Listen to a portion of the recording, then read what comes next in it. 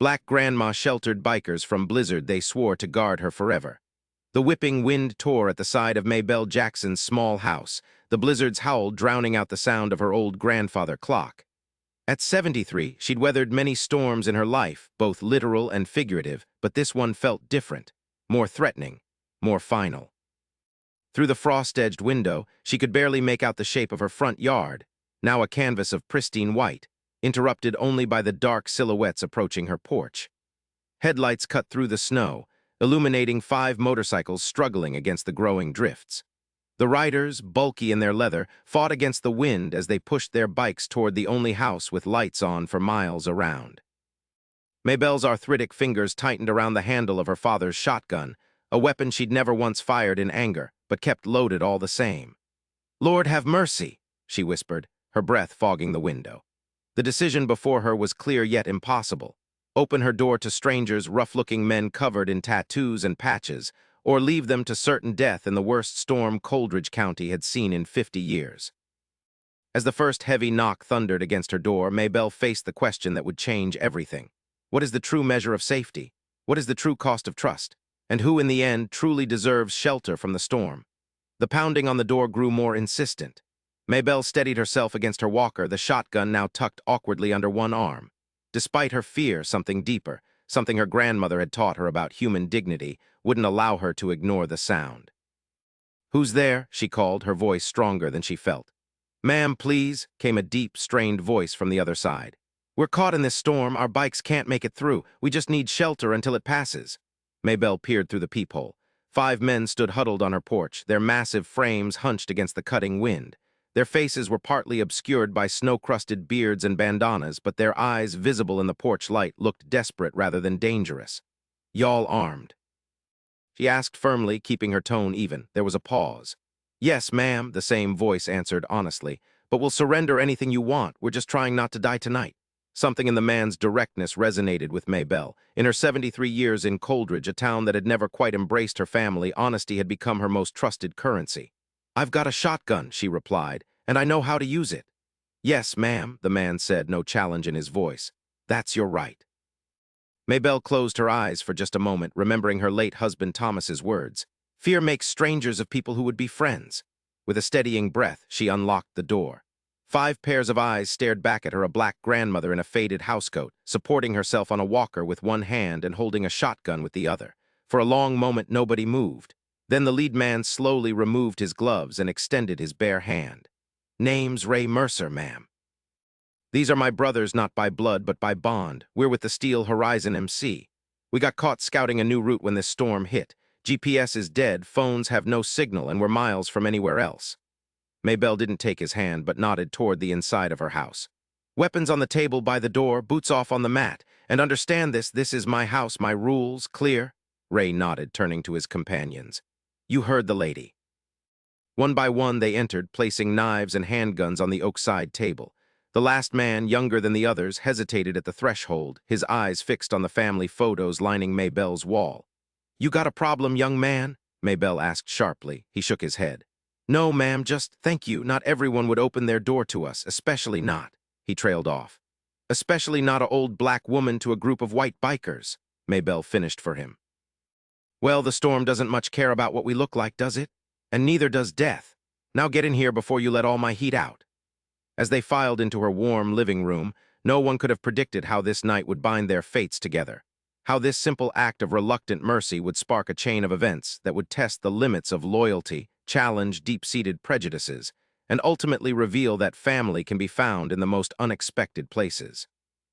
For as they shed their snow-covered gear, none of them yet knew the threats that loomed beyond the blizzard, or the promise that these unlikely strangers would soon make to the woman who had opened her door when no one else would.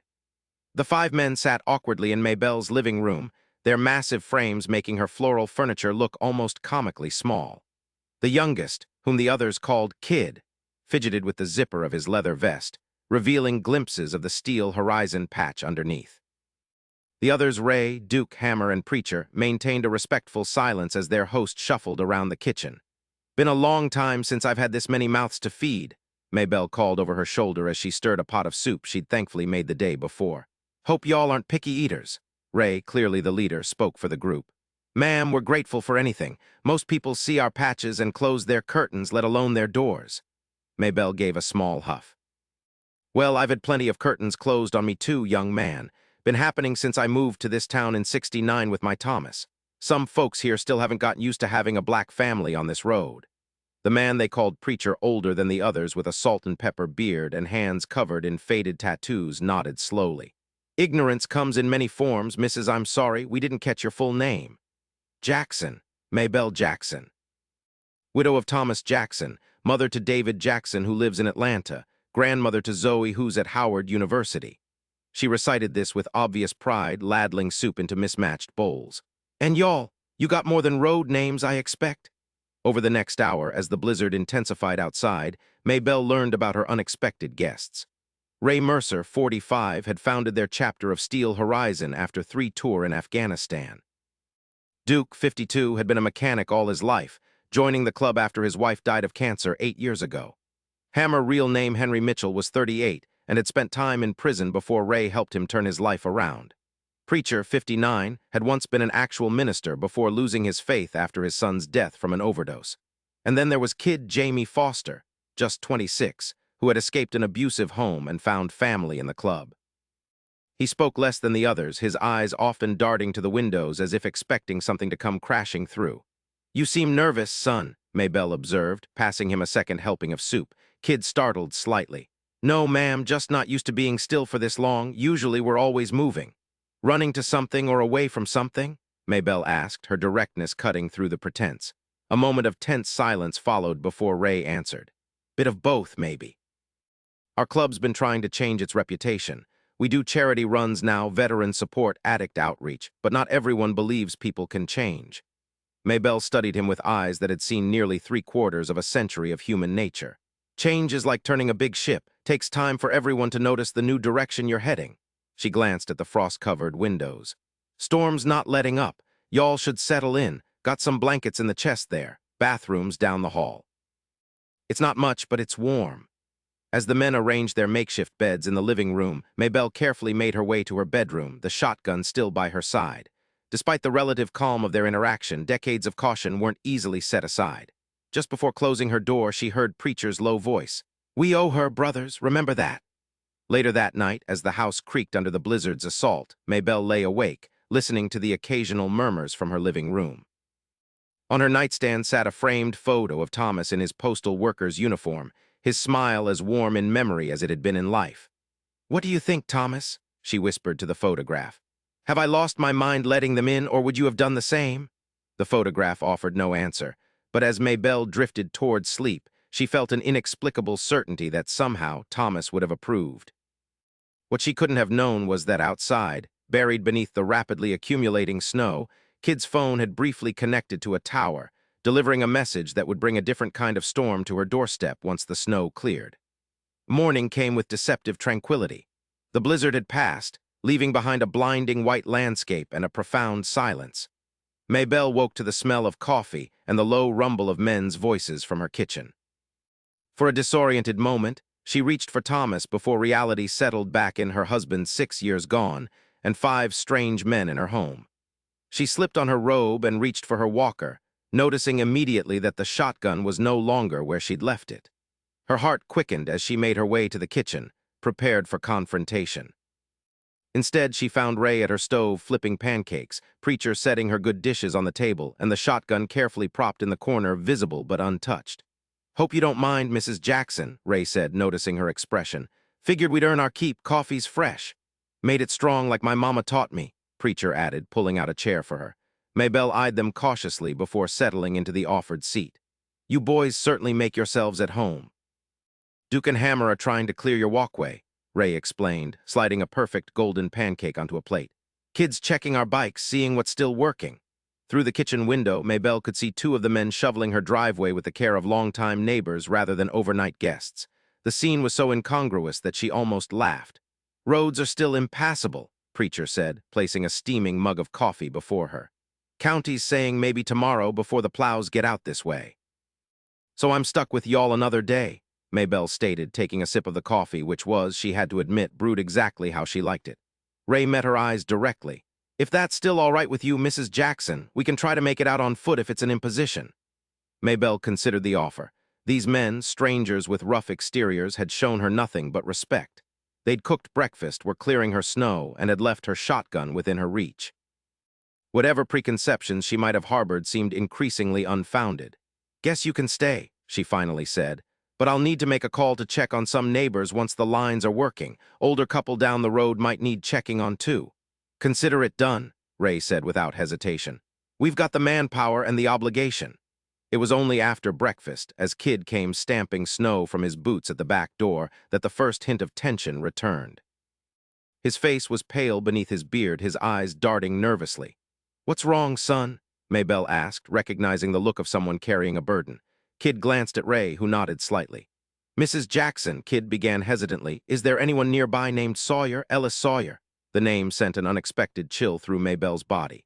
"Sawyer's property starts about 2 miles east of here, old farmhouse and a lot of land. Why do you ask?" The men exchanged loaded glances before Ray spoke. "Ellis Sawyer has a history with our club, bad blood from years back. If we'd known we were near his property, we'd have taken another route." "What kind of history?" Maybelle pressed. Preacher sighed heavily. "The kind where men like him believe people like us can never change, and the kind where they're willing to enforce that belief." Before she could question further, the sound of an approaching engine cut through the morning stillness. It wasn't the rumble of motorcycles or the groan of a snow plow, but the distinctive purr of a vehicle that could handle the snow-packed roads.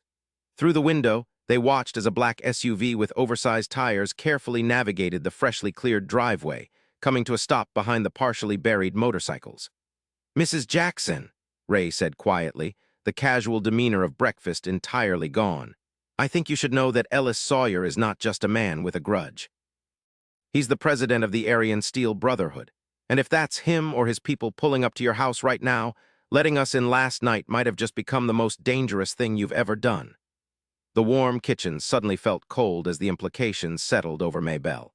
She'd heard whispers about the ASB, a white supremacist gang that had been growing in the region's shadows. And now, because of her simple act of human decency, they were at her doorstep. The first knock came as Hammer and Duke hurried back into the house, their faces grim with recognition. "It's Carter and Diesel," Duke muttered. "Sawyer's right hand and enforcer." Maybelle squared her shoulders, years of facing down prejudice hardening her resolve.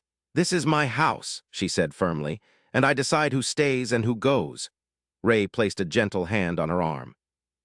"Mrs. Jackson, Maybelle, these aren't men who respect boundaries or ownership, especially not from a woman and especially not from a black woman. Please let us handle this."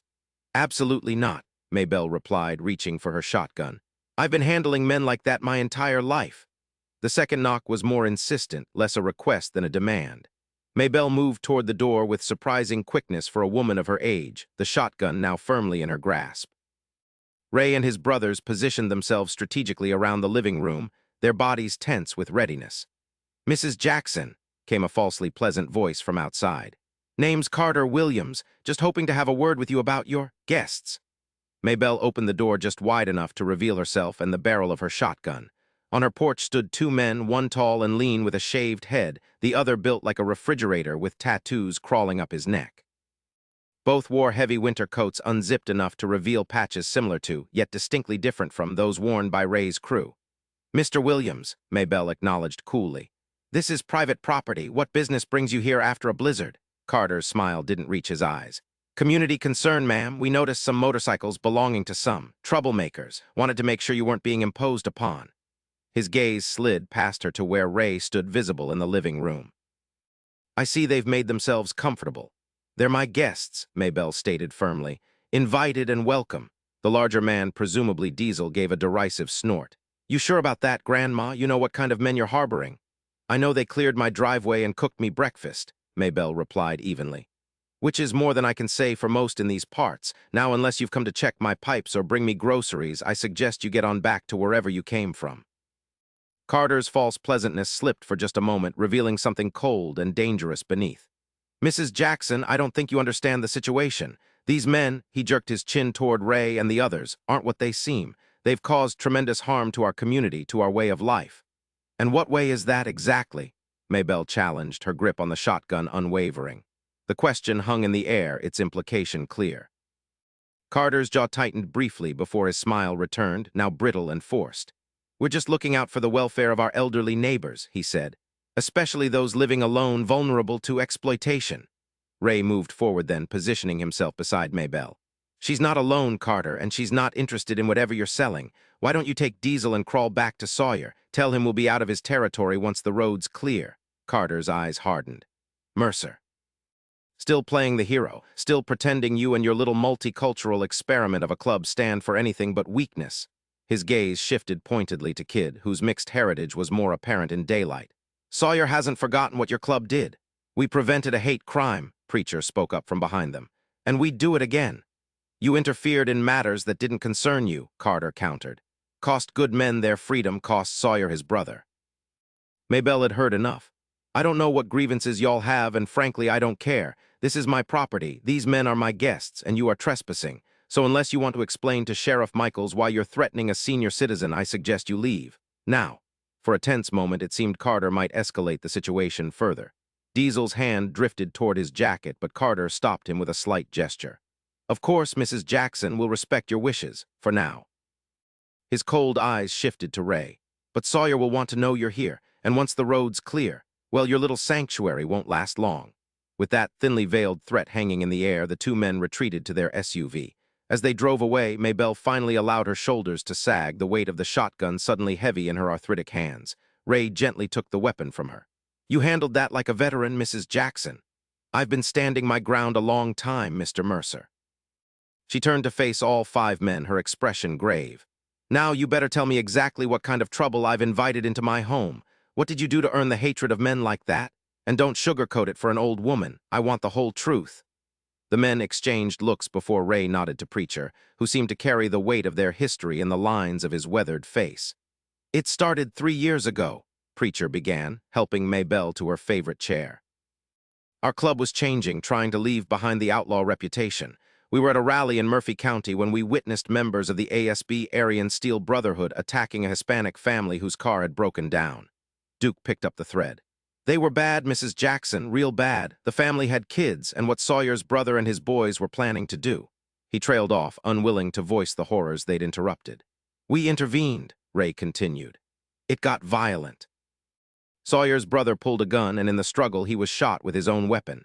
The others were arrested, convicted. Sawyer blamed us not just for the death and jail time, but for the increased police scrutiny that followed, which hurt their operations." "What operations?" Maybelle asked, though she suspected the answer. "Drugs, mostly," Hammer replied. "Meth production, distribution, some weapons trafficking, territory protection rackets, the usual neo-Nazi MC portfolio."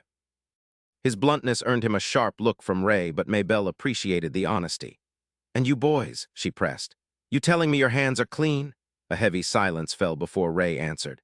"No, ma'am, most of us have pasts we're not proud of. Steel Horizon wasn't always on the right side of the law, but we've been working to change that. 3 years clean from any illegal operations. We do veterans support now, addiction recovery, community outreach." "That's why they hate us more than most," Kid added quietly. "It's not just the bad blood, it's that we represent the possibility of change, of redemption, that threatens everything they believe about the world." Maybelle considered this, her eyes moving over each man's face. "So these men, this Sawyer, he thinks I'm harboring his enemies, and judging by that little visit, he's not the type to let things go." "No, ma'am," Ray confirmed soberly. "He's not. Which is why we need to leave as soon as the roads are passable. We've already put you in more danger than you deserve." Maybelle's gaze drifted to the family photos on her mantel, Thomas in his postal uniform, their son David in his college graduation cap, young Zoe with her bright smile and boundless ambition. She thought about the nearly 50 years she'd spent in this house, often unwelcome but never driven out, never bowed. "Well," she finally said, her voice steady with resolve, "until then you're still my guests, and no white supremacist garbage is going to tell me who can and cannot shelter under my roof." She fixed Ray with a penetrating stare. "But understand this, I'm trusting you're telling me the truth about who you are now. Don't make me regret that trust." "No, ma'am," Ray said solemnly. "We won't." What none of them realized, as they settled into an uneasy vigilance, was that Ellis Sawyer had already received word of their presence. And he was not a man who delegated vengeance or left loose ends untied. Across town, in a compound protected by armed guards and racial hatred, He was already planning how to solve both his Steel Horizon problem and make an example of the old black woman who had dared to stand against him, all in one decisive strike. The remainder of the day passed in tense preparation. Ray and his brothers took inventory of their limited weapons, the handguns and knives they'd surrendered upon entry, now returned to them by a pragmatic Maybelle. Duke and Hammer worked on getting their motorcycles operational, digging them out and checking for weather damage. Kid kept watch from the windows, while Preacher surprised everyone by helping Maybelle bake bread, a skill he'd learned from his mother decades ago. "Never thought I'd be teaching an old biker how to knead dough properly," Maybelle remarked as she guided Preacher's powerful hands through the gentle technique. "Never thought I'd be learning from a shotgun-wielding grandmother," he countered with a rare smile. "Life's full of surprises." As dusk approached, Ray gathered everyone in the living room for a council of war. The local news, now accessible as power and communications stabilized, reported that main roads would be cleared by morning. "We leave at first light," Ray announced. "Mrs. Jackson, we've called some brothers from our chapter in Riverside. They'll be here tomorrow to escort us out and make sure you're safe after we're gone." Maybelle, seated in her armchair with a quilt across her knees, frowned. "And what happens when your friends leave? You think Sawyer will forget I stood against him?" The question hung heavily in the room.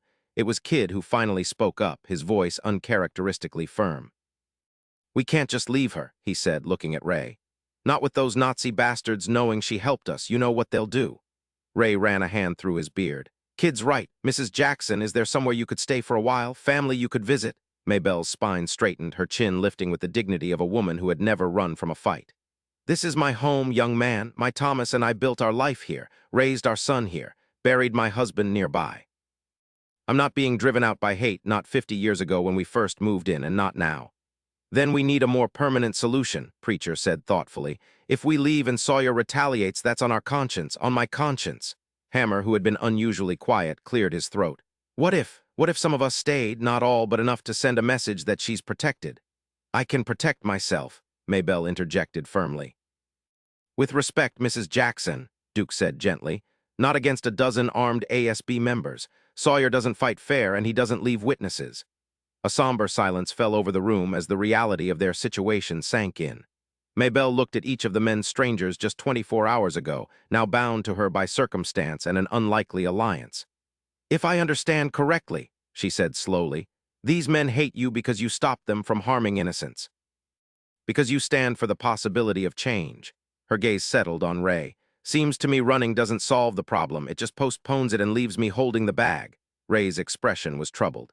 "What are you suggesting, Mrs. Jackson?" "I'm not suggesting anything," she replied. "I'm telling you how it is. You boys brought this to my doorstep, however unintentionally. Now we deal with it together."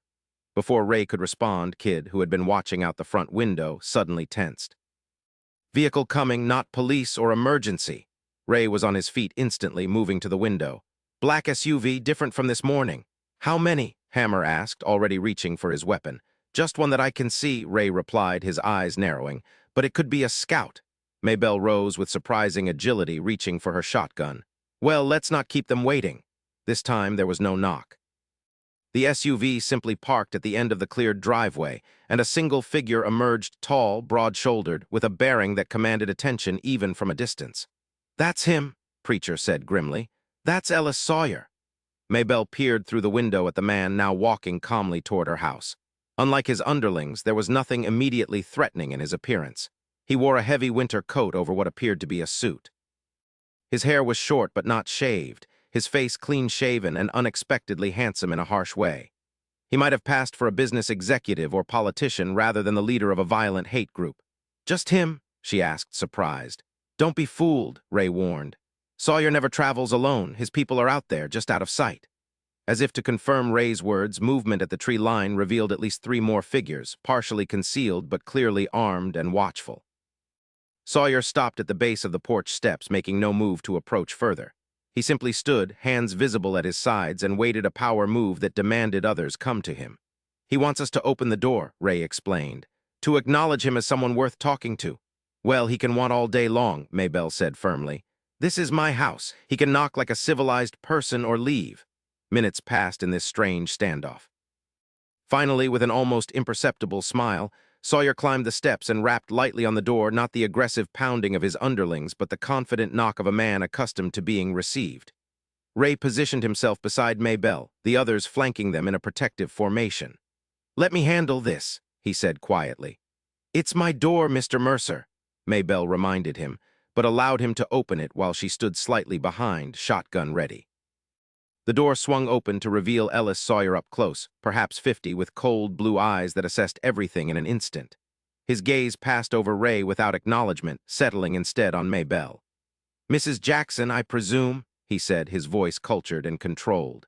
"I apologize for the intrusion. I'm Ellis Sawyer, a business owner from the county over.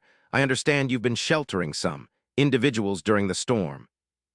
"I don't believe we've been introduced properly, Mr. Sawyer," Maybelle replied coldly, "and I don't recall inviting you to my home." Something flickered in Sawyer's eyes, surprise, perhaps, at being addressed so directly by a woman he clearly considered beneath him, but his smile remained fixed. "Again, my apologies. These are unusual circumstances." His gaze finally shifted to Ray, hardening instantly. "Mercer, still hiding behind others, I see." "Not hiding, Sawyer," Ray responded evenly. "Standing with, there's a difference." Sawyer's attention returned to Maybelle.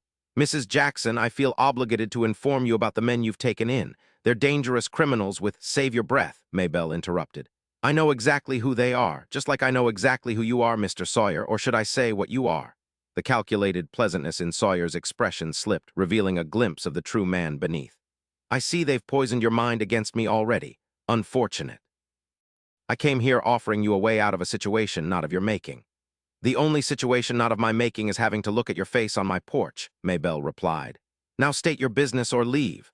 Sawyer's jaw tightened momentarily before he regained his composure. "Very well, directly then. These men," he gestured dismissively toward Ray and the others, "are responsible for my brother's death and the imprisonment of several of my associates. They've interfered in my business interests repeatedly. I want them, turn them over to me, and I guarantee your safety and property will remain untouched." "And if I refuse?" Maybelle asked, though she already knew the answer. Sawyer spread his hands in a gesture of regret. "Then I cannot be responsible for what happens next. These roads are isolated, Mrs. Jackson. Police response is unreliable in these parts. Accidents happen to elderly residents living alone. Fires in winter are particularly tragic." The threat, for all its veneer of civility, was unmistakable. Maybelle felt Ray tense beside her but placed a restraining hand on his arm. "Mr. Sawyer," she said, her voice steady despite the fear she refused to show, "I was born in 1952 in Alabama. I've faced men like you my entire life, men who think their hate makes them powerful, who believe their threats give them authority. Let me be perfectly clear. This is my home. These men are under my protection. And if you or any of your people set foot on my property again without invitation, you'll leave in a body bag." Sawyer's mask slipped entirely then, his face contorting with rage and disgust. "You have no idea who you're dealing with, old woman, no idea what I'm capable of. And you have no idea what I've survived," Maybelle countered. "Now get off my porch before I decide not to wait for you to come back." For a tense moment, violence seemed imminent. Then, with visible effort, Sawyer reined in his anger. "You've made your choice, then." His cold eyes shifted to Ray. "Both of you, remember that when what comes next comes next." He turned and descended the steps with deliberate slowness, his back straight with contempt rather than fear of a potential attack. At the bottom, he paused to look back. "1 hour," he said simply. "1 hour to reconsider. Then I cannot guarantee anyone's safety, not yours, Mrs. Jackson, nor the safety of anyone who might come to your aid." His gaze lingered meaningfully on Ray. "I know you've called for reinforcements, Mercer. They won't arrive in time." With that final threat delivered, Sawyer returned to his vehicle and drove away, the armed figures at the tree line melting back into the shadows. Inside, the gravity of what had just transpired settled heavily over everyone. Kid was the first to speak, his voice tight with anxiety. 1 hour? What's happening in 1 hour?" Ray's expression was grim. "He's coming back with everyone he can gather, and he's going to try to end this, all of us and Mrs. Jackson, in one move." "Can we call the police?" Duke asked, though his tone suggested he already knew the answer. "Sheriff Michaels is Sawyer's cousin by marriage," Maybelle informed them, lowering herself carefully into her chair. "Even if he wasn't, the department is understaffed and the roads are still bad. We'd be on our own. Our brothers won't make it from Riverside for at least 3 hours," Hammer added, checking his phone. "Roads are still being cleared from their end." Preacher looked to Maybelle, his eyes filled with regret. "Mrs. Jackson, we've brought this danger to your door. Say the word and we'll leave, draw them away from you." Maybelle considered this for a long moment, her gaze drifting to the photos of her family. Then she looked at each of the 5 men before her, rough-edged, imperfect, but standing against hate when it would have been easier to look away. "My Thomas used to say that there are moments that define a life," she finally said. "Moments when you have to decide who you really are. I've been defined by many such moments, and I suspect each of you has too." She straightened in her chair, her dignity lending her a presence that filled the room. "I will not turn away men who stood against evil, no matter the cost." "So no, you will not leave. We will face this together." Ray knelt before her chair, meeting her eyes with profound respect. "Mrs. Jackson, Maybelle, we won't let any harm come to you, I swear it." "Don't make promises you can't keep, young man," she replied softly. "Just promise me you'll stand for what's right the way you did when you saved that family." "We promise," Ray said, the others nodding in solemn agreement. "Then we have preparations to make," Maybelle said, suddenly businesslike. "And not much time to make them." Outside, the winter sun was already beginning its early descent, casting long shadows across the snow. In homes scattered throughout the county, members of the Aryan Steel Brotherhood were gathering weapons and vehicles, answering Sawyer's call to arms. The countdown had begun. "They'll come from multiple directions," Ray explained as they gathered around Maybelle's kitchen table where he'd sketched a crude map of the property. "Sawyer likes to overwhelm with numbers. Based on what we know, he can probably pull together 15, maybe 20 men on short notice." "We're outnumbered 4-1, Hammer observed grimly. "Not great odds." "We have advantages," Preacher countered. "We know they're coming, we have shelter, and they'll have to cross open ground to reach us." Maybelle, who had been listening quietly, pointed to the map. "There's a storage cellar round back. Storm doors lead straight down." "Thomas reinforced it years ago during the Cold War. Concrete walls, solid door at the bottom, too." Ray looked up sharply. "Mrs. Jackson, if you're suggesting you hide there—" "I'm suggesting no such thing," she cut him off. "I'm telling you there's a defensible position if we need it. I haven't survived this long by hiding in cellars." Despite the gravity of the situation, Kid couldn't suppress a small smile at her determination. "What about weapons?" Duke asked. "We're limited to our sidearms and knives." "Sawyer's people will come heavy." Maybelle's expression turned thoughtful. "Thomas was a collector. After he passed, I kept most of it locked up. Never had the heart to get rid of his things." She gestured toward a door off the kitchen. "Gun safe in the basement. Combination is our anniversary, 4/21. Ray dispatched Hammer and Kid to investigate while the rest continued planning. When they returned minutes later, their expressions had changed entirely. "Mrs. Jackson," Hammer said with newfound respect, "your husband wasn't just a collector, he was a serious enthusiast. 3 hunting rifles, 2 shotguns, a .45 Colt, and a vintage M1 carbine," Kid reported, "plus ammunition for everything." "Thomas believed in being prepared," Maybelle said simply. "Korean War veteran, said he'd never be caught unprepared again." Ray's tactical assessment shifted dramatically with this new information. "This changes things. We can set up defensive positions, create fields of fire." "There's something else," Preacher interjected, his phone in hand. "I got through to Fox and Badger. They're bringing 8 brothers armed and ready. ETA still 3 hours, but they're coming." A thin hope began to emerge, not of avoiding conflict, but of surviving it.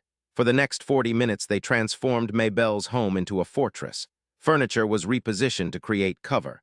Windows were reinforced where possible. Weapons were distributed and positions assigned. Throughout it all, Maybelle moved with the steady purpose of a woman who had faced adversity before. She showed them hiding spots Thomas had built, offered tactical insights about the surrounding property, and prepared water and first aid supplies with the efficiency of someone long accustomed to crisis management. "My father marched with Dr. King," she explained when Preacher commented on her composure. "Taught me that standing for what's right means being prepared for those who will stand against you." As the hour Sawyer had given them neared its end, Ray gathered everyone for a final word. "We stay defensive," he instructed firmly. "We don't fire unless fired upon. Our goal is to hold out until reinforcements arrive, not to start a war." "Too late for that," Duke muttered. "Sawyer's been at war with us, with everyone not like him, for years." "Then we make sure it's a war he regrets starting," Ray replied. "But we do it right, we do it clean." Maybelle, now dressed in practical clothes with her gray hair pulled back tightly, regarded the men before her, 5 strangers who had become unlikely allies in less than 24 hours. "Whatever happens," she said solemnly, "I want you boys to know something. In a world full of people who would have driven past or looked away, you stopped to help that family. You opened your hearts when it would have been easier to close them. That matters. Her words hung in the air, a benediction and a reminder of why they stood where they did. The moment was interrupted by Kid's urgent voice from the front window. "They're coming, multiple vehicles, at least a dozen men that I can see." Ray moved to verify, his expression hardening at the sight. "Sawyer's not waiting for the hour to be up. Everyone to positions, and remember, we hold until help arrives." Nothing more, nothing heroic. As they moved to their assigned places, Maybelle reached out to grasp Ray's arm. "Mr. Mercer, Ray, promise me something." "Anything, Mrs. Jackson." Her eyes, sharp despite her years, bore into his. "If this goes badly, promise me you won't let them take me alive. I've seen what men like Sawyer do to people they hate. I won't be made an example of." The request landed heavily on Ray's conscience. He started to protest, but the knowledge in her eyes, the justified fear of a black woman who understood the depths of racial hatred, stopped him. "I promise," he said finally, "but it won't come to that. We'll protect you."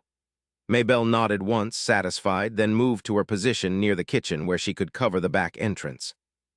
As Ray took up his place by the front window, he saw Sawyer's convoy coming to a stop at the edge of the property, 5 vehicles disgorging armed men who moved with military precision to encircle the house. In the fading winter light, steel glinted as weapons were readied. Sawyer himself emerged last, directing his forces with calm authority, his face set in lines of determined hatred. The siege of Maybelle Jackson's home had begun. The first shots came as darkness fell, a probing volley aimed at the front windows. Glass shattered as bullets punctured the improvised barricades, but no one inside was hit. Ray held his fire, signaling the others to do the same. "They're testing our positions," he explained quietly to Kid, who was positioned nearby. "Don't give away your location unless you have no choice." Outside, Sawyer's voice carried through the cold air. "Last chance, Mercer. Send out the old woman and we'll let her leave unharmed." "Keep hiding behind her and her blood is on your hands." Maybelle's response came before Ray could formulate his own. "Mr. Sawyer," she called out, her voice remarkably steady, "this is still my property and you're still trespassing. Leave now or what happens next is on you." A harsh laugh answered her. "Brave words from a dead woman. Your choice, then." The next volley was more sustained, a coordinated attack from multiple angles. Bullets tore through windows and walls, filling the air with plaster dust and splinters. Ray and his brothers returned fire selectively, aiming at muzzle flashes rather than silhouettes. From her position, Maybelle watched with a mixture of fear and determination as her home of nearly 50 years was systematically destroyed around her. When a particularly close shot showered her with wood fragments, Preacher called out in concern. "Mrs. Jackson, you all right?" "It's more than splinters to stop me," she answered, though her voice betrayed a slight tremor. "Just mad about my wallpaper. Took me weeks to hang that." The exchange of gunfire continued sporadically for nearly 20 minutes. The defenders were careful with ammunition, taking only high-percentage shots. 2 of Sawyer's men were hit not fatally, based on the shouts and movement, but enough to temporarily reduce the pressure. Then came a lull, ominous in its suddenness. "They're repositioning," Ray warned. "Everyone stay sharp." The attack resumed from a different direction, more concentrated now, focused on the rear of the house where the kitchen and back entrance were located. Hammer took a bullet in the shoulder, crying out in pain before Preacher pulled him to cover and applied pressure to the wound. "How bad?" Ray called out. "Through and through," Preacher reported. "He'll live, but he's out of the fight." "Bastards are getting bolder," Duke observed grimly, firing twice before ducking back as return fire splintered the window frame above his head. Kid, who had been monitoring the eastern approach, suddenly tensed. "Movement at the tree line, they're trying to flank us." Ray shifted to verify, cursing under his breath. "They're going to rush us from multiple sides. We can't cover all approaches." "The cellar," Maybelle suggested urgently. "If we can get there, we can hold out longer." Ray quickly calculated their options. The house was becoming increasingly indefensible. Ammunition was limited. Hammer was injured, and reinforcements were still at least 2 hours away. "Duke, get Hammer ready to move," he ordered. "Kid, cover the east. Preacher, gather what ammo and medical supplies you can carry. We move in 3 minutes." A new sound cut through the gunfire, the distinctive crack of a hunting rifle from somewhere behind the ASB positions. One of Sawyer's men cried out, falling in the snow. "What the hell?" Duke muttered, peering cautiously through a shattered window. "Someone's firing on them from behind." More shots followed, precise, disciplined fire that sent Sawyer's men scrambling for cover. Through the darkness, Ray could make out muzzle flashes from the tree line beyond the property, at least 3 different positions. "Could be our brothers arrived early," Preacher suggested hopefully. Ray shook his head. "Wrong direction." "And they would have contacted us." He turned to Maybelle. "Mrs. Jackson, do you have neighbors who might be helping us?" Before she could answer, a voice called out from the darkness, not Sawyer's cultured tones, but a rough, elderly voice with the distinct cadence of the rural South. "Maybelle, you hold tight, you hear? We got these boys pinned now." Recognition dawned on Maybelle's face. Harold Jenkins. "Me and the boys from the VFW," the voice confirmed. "Saw these Nazi sumbitches rolling in and figured you might need a hand." A fresh exchange of gunfire erupted as Sawyer's forces found themselves caught in a crossfire. The pressure on the house immediately decreased as the ASB members turned to address this new threat. Ray moved to Maybelle's side, his expression a mixture of confusion and hope. "Mrs. Jackson, who exactly is coming to our rescue?" Maybelle's eyes glistened with unexpected tears. "Harold Jenkins, Korean War vet, same as my Thomas. They served together, lives 3 miles over with his wife Alina." A small, amazed laugh escaped her. "And apparently he's brought the veterans of foreign wars with him." The tide of battle shifted perceptibly as experienced marksmen from the local VFW chapter, men in their 60s, 70s, and even 80s, laid down coordinated fire from concealed positions. What they lacked in mobility, they made up for in precision and tactical knowledge. "Mrs. Jackson," Ray said with newfound respect, "you have some impressive friends." "Thomas kept in touch with his war buddies," she replied simply. "They've been checking on me since he passed, just didn't expect them to show up like this." Another voice joined the chorus outside, this one unmistakably Sawyer's, now tight with rage and disbelief. "Pull back, regroup at the vehicles." Through the broken windows, they watched as the ASB members began a disorganized retreat, hampered by the continued fire from the veterans' positions. 2 more of Sawyer's men fell during the withdrawal, though whether dead or wounded was impossible to determine in the darkness. "They're falling back," Kidd reported with cautious optimism. "But they're not leaving," Ray nodded grimly. "Sawyer won't give up that easily. He's regrouping, reassessing. We need to use this time to strengthen our position." With the immediate threat temporarily reduced, they worked quickly to tend to Hammer's wound, redistribute ammunition, and repair what defenses they could. Outside, occasional shots continued as the veterans maintained pressure on Sawyer's forces. Harold Jenkins' voice carried to them again. "Maybelle, we got 8 men out here, but we're spread thin. You got anyone in there who can fight?" "Got 5 bikers and myself," Maybelle called back. "1 wounded." There was a pause before Harold responded, audible surprise in his voice. "Bikers? Well, I'll be damned. Hold your position. County emergency services are on the way, but they're still clearing roads." This news brought mixed reactions. Emergency services meant potential safety, but also complications, explanations, legal questions, possible consequences for everyone involved in what had become an all-out gun battle. "If police get here, Sawyer might back off," Preacher suggested.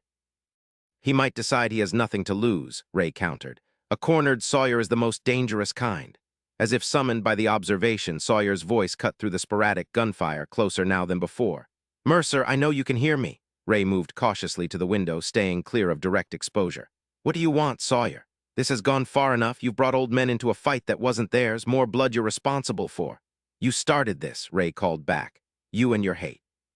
"You can still walk away." Sawyer's laugh was cold and unhinged.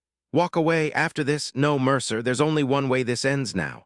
A new sound cut through the night, the distinctive whoosh of something burning. Through the shattered window, Ray saw a bottle arcing through the air, trailing fire as it flew toward the house. "Molotov," he shouted. "Take cover." The improvised incendiary device crashed through a window on the far side of the house, exploding into flames that immediately began to spread across the wooden floor and curtains.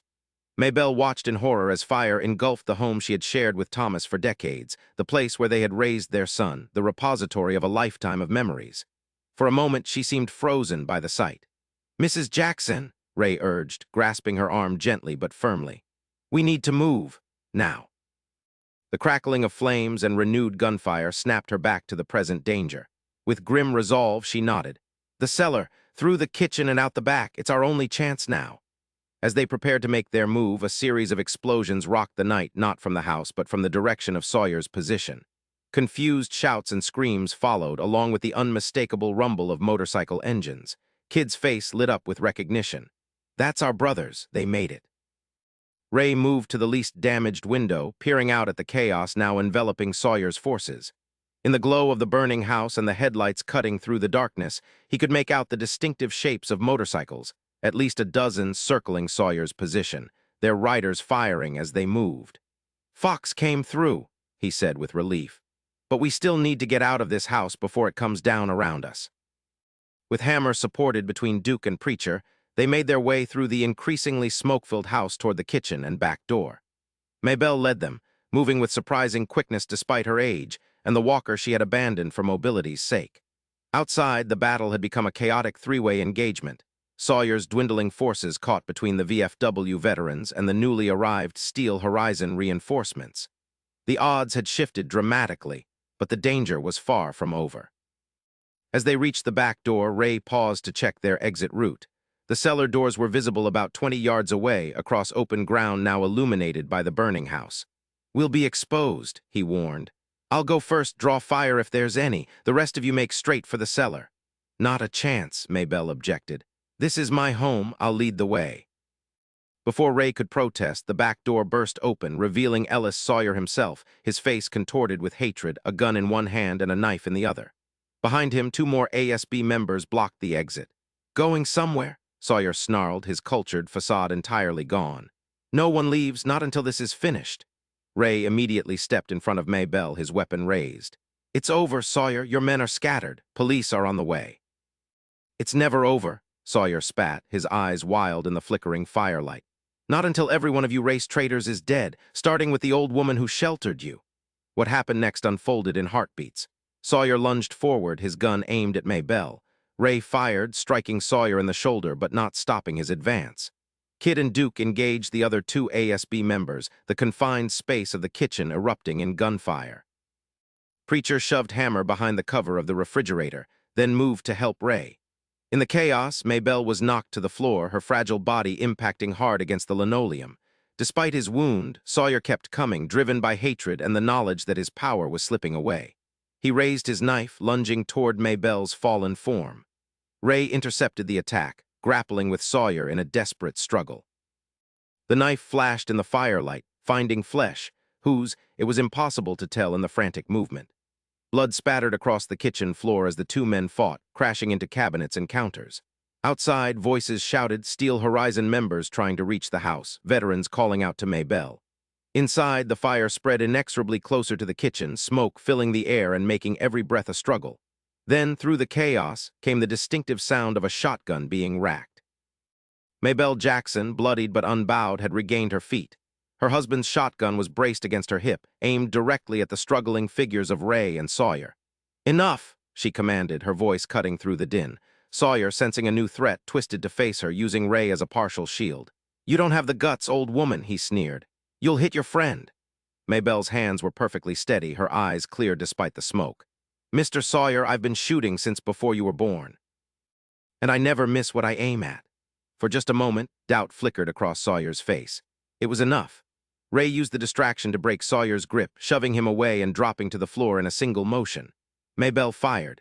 The blast caught Sawyer square in the chest, throwing him backward against the burning wall. His expression of shock and disbelief lasted only a moment before he slid to the floor, leaving a smear of blood on the wallpaper Maybelle had so carefully hung decades ago. "Like I said," she remarked with grim satisfaction, "my house, my rules." With their leader fallen, the remaining ASB members broke, fleeing through the smoke and flames. Outside, shouts of triumph indicated the battle was turning decisively in favor of the defenders. Ray struggled to his feet, blood flowing from a deep cut in his side. "Mrs. Jackson," he gasped, "we need to get out. Now." The house was becoming an inferno, the structure groaning as supports weakened. With one last look at the home that had sheltered her for nearly 50 years, Maybelle nodded. "Lead the way, Mr. Mercer. I believe we have friends waiting." Together, they helped Hammer to his feet. With Kid and Duke covering their retreat and Preacher supporting Maybelle, they made their final push through the back door, across the snow-covered yard, and toward the waiting cellar doors, leaving behind a burning house and the body of a man consumed by hatred. Behind them, the roof of Maybelle Jackson's home collapsed in a shower of sparks and flame, marking the end of one chapter and the uncertain beginning of another. Dawn broke over Coldridge County, painting the snow-covered landscape in hues of pink and gold. The charred skeleton of Maybelle's house stood as a stark reminder of the night's violence, smoke still rising from the smoldering remains. Yellow police tape cordoned off the property, though most of the emergency vehicles had departed hours ago. In the driveway of Harold Jenkins' home 3 miles away, Maybelle sat wrapped in blankets on the porch, watching as members of Steel Horizon MC conferred with the elderly veterans who had come to her aid. The unlikely alliance between grizzled bikers and Korean War veterans had held through the night, presenting a united front to the authorities who had finally arrived well after the fighting ended. The official story, carefully coordinated and consistently repeated, was that Sawyer's ASB had attacked Maybelle's home in a racially motivated hate crime. The Steel Horizon members had been guests caught in the violence, and the VFW veterans had responded to signs of trouble at their friend's widow's home. In the chaos, Sawyer had died while attempting to murder Maybelle, who had acted in clear self-defense. Sheriff Michaels, despite his family connection to Sawyer, found himself outnumbered and outmaneuvered by the combined testimonies of respected local veterans and a beloved elderly woman. The evidence of ASB aggression was overwhelming, with multiple Molotov cocktails and the first shots clearly having come from their positions. Ray approached the porch slowly, his side bandaged where Sawyer's knife had caught him. Behind him, Hammer sat propped against a motorcycle, his shoulder similarly treated. The others were scattered around the property, helping the veterans clean weapons or simply sharing stories of the night's events. "Mrs. Jackson," Ray said softly, settling onto the step beside her. "How are you holding up?" Maybelle gazed at the distant plume of smoke that marked where her home had stood. "I've lost things before, Mr. Mercer, things more precious than wood and nails." Ray nodded, understanding the depth beneath her simple words. "Still, it was your home." "Yes," she agreed, a hint of sorrow finally creeping into her voice. "It was 50 years of memories in those walls, Thomas's things, family photos. Can't say it doesn't hurt." They sat in companionable silence for a moment, both processing the events that had brought them together and the violence that had forged an unlikely bond. "Sheriff says they've rounded up most of Sawyer's crew," Ray finally reported. "Those who weren't caught at the scene scattered, but without Sawyer, the ASB will likely fall apart." "Too many egos, not enough leadership." "Good," Maybelle said firmly. "One less hate group in this world." Ray hesitated before asking the question that had been on his mind since the smoke had cleared. "What will you do now, Mrs. Jackson?" The question hung in the air, heavy with implications. Her home was gone. At 73, starting over seemed a monumental task. "My son in Atlanta has been trying to get me to move closer to him for years," she admitted. "Might be time to take him up on it, be near my granddaughter when she's home from college." Ray nodded, though the thought of this formidable woman being driven from her community by hatred left a bitter taste. "If that's what you want." Maybelle turned to study him, her eyes sharp despite the exhaustion etched in her face. "What about you and your boys, back to the road?" "Soon," Ray confirmed. "We have business to finish, routes to scout, but—" He trailed off, uncharacteristically hesitant. "But—" Maybelle prompted. Ray met her gaze directly. "But I'm thinking we might need a chapter in this area, keep an eye on things, make sure what's left of the ASB doesn't regroup." He paused. "And maybe check in on a friend from time to time." A smile, the first genuine one since the fire creased Maybelle's weathered face. "Is that what we are now, Mr. Mercer, friends?" "After what we've been through, I'd say we're something more than that, Mrs. Jackson. Family, maybe." The word hung between them, an offering, a possibility. Maybelle considered it, thinking of the men who had stood with her through the night, who had risked their lives to protect a stranger who had offered nothing but shelter from a storm. "Family," she repeated thoughtfully. "My Thomas would have liked you boys, rough around the edges but good hearts underneath." Before Ray could respond, Kid approached, his youthful face now bearing a maturity that hadn't been there before the siege. "Ray," he said, his eyes darting respectfully to Maybelle, "the brothers want to talk to you. They've got an idea." "What kind of idea?" Ray asked, not moving from his place beside Maybelle. Kid's expression was earnest. "About Mrs. Jackson, about making sure she's taken care of. Fox says Steel Horizon owes her a debt and we pay our debts." Ray raised an eyebrow. "What are they thinking?" "They want to rebuild her house," Kid said simply. "We've got brothers in construction, plumbing, electrical. Veterans said they'd help too. Between us, we could have a new place up before spring." Maybelle straightened, immediately shaking her head. "Now I can't accept that. It's too much." "Mrs. Jackson," Ray said gently, "you lost your home because you took us in, because you stood against men like Sawyer when others would have turned away." "I did what anyone should do," she insisted. "But not what everyone would do," Ray countered. "You showed courage when it mattered most. Let us show gratitude in return." Maybelle seemed about to object further when Harold Jenkins approached, his aged frame still carrying the military bearing of his youth. "Maybelle," he said without preamble, "these boys have the right idea.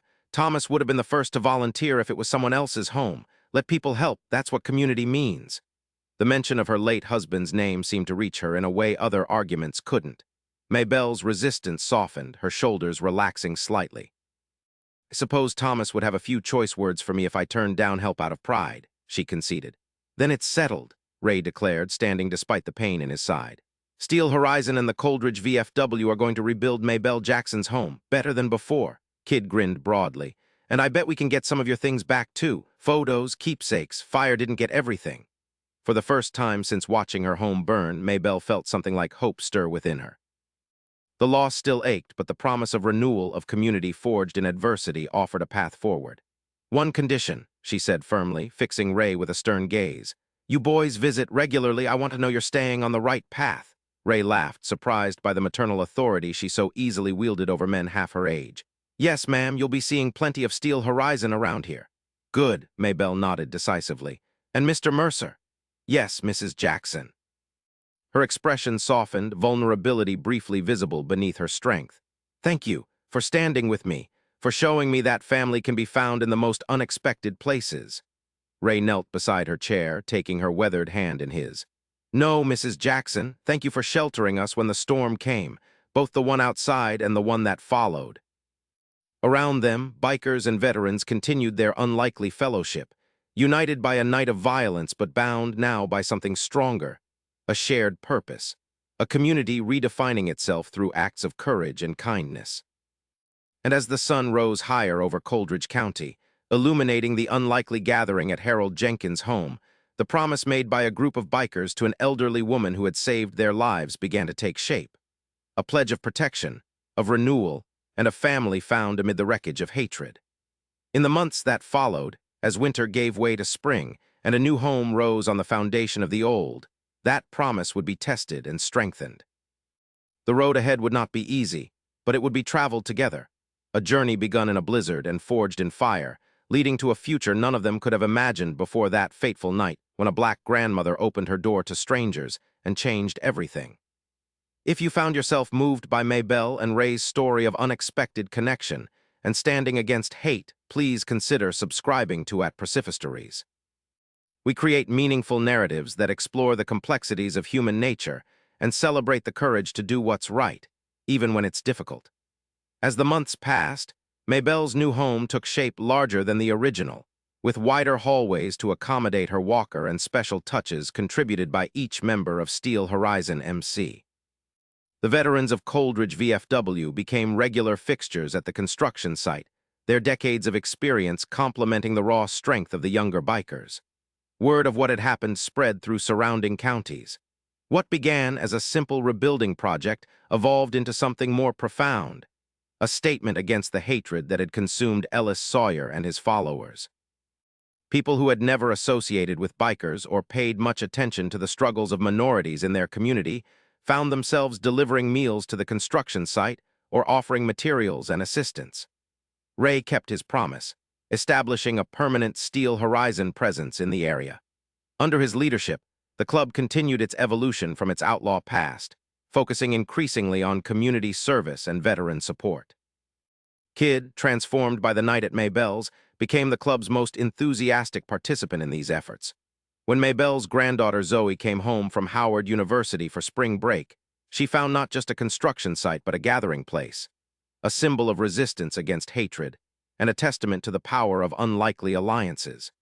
The young woman, studying political science with dreams of becoming a civil rights attorney, recognized immediately the significance of what had happened. "Grandma," she said, watching as Hammer, his shoulder healed but forever bearing the scar of that night, carefully installed a porch swing identical to the one Thomas had built decades earlier. "You've started something here, something important." Maybelle, seated in a lawn chair overlooking the construction, smiled at her granddaughter. "I just opened my door, child. These men did the rest." "But that's exactly it," Zoe insisted. "In a world where fear keeps people apart, you chose courage. They chose change. Together, you've shown what's possible." The wisdom of youth sometimes exceeds that of age, and Maybelle recognized the truth in her granddaughter's words. What had begun as a simple act of humanity, sheltering strangers from a storm, had rippled outward, touching lives far beyond her own. When summer arrived, bringing with it the completion of the new house, Steel Horizon organized a formal dedication. Bikers from chapters across 3 states thundered into Coldridge County, their arrival no longer causing alarm but celebrated as a symbol of transformation. Veterans stood tall beside them, former enemies now bound in common purpose. On the porch of her new home, Maybelle Jackson addressed the gathered crowd, her voice strong despite her years. "My Thomas used to say that hate is a poor architect, it only knows how to destroy. But love builds, love restores, love transforms." She gestured to the bikers and veterans standing together. "Look around you. This is what happens when we choose to see each other as human beings first, when we open our doors instead of closing them." As Maybelle cut the ribbon across her new front door, Ray stepped forward to present her with a final gift, a custom jacket bearing a special patch, an honorary member of Steel Horizon MC. Across the bottom, it read simply, "Courage shelters all."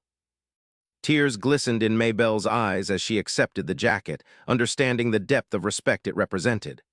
"I'm a bit old to be riding motorcycles," she joked, drawing laughter from the crowd. "It's not about the bikes, Mrs. Jackson," Ray replied, his voice thick with emotion. "It's about family, and you'll always be part of ours now." That evening, as the celebration continued around her new home, Maybelle sat on her rebuilt porch with Harold Jenkins, watching as bikers and veterans shared stories and laughter with neighbors who had once viewed them with suspicion. "Thomas would be proud," Harold said softly, "not just of the house, but of what you've helped create here." Maybelle nodded, her gaze drifting to the road where Ray was teaching her granddaughter Zoe the basics of motorcycle maintenance, their heads bent together over an engine in the fading light. "Family comes in many forms," she observed. "Sometimes it finds you in a blizzard, sometimes in a battle, and sometimes, if you're very lucky, in both." As night fell over Coldridge County, the promise made in fire and blood continued to unfold, a vow of protection that had blossomed into something far more powerful.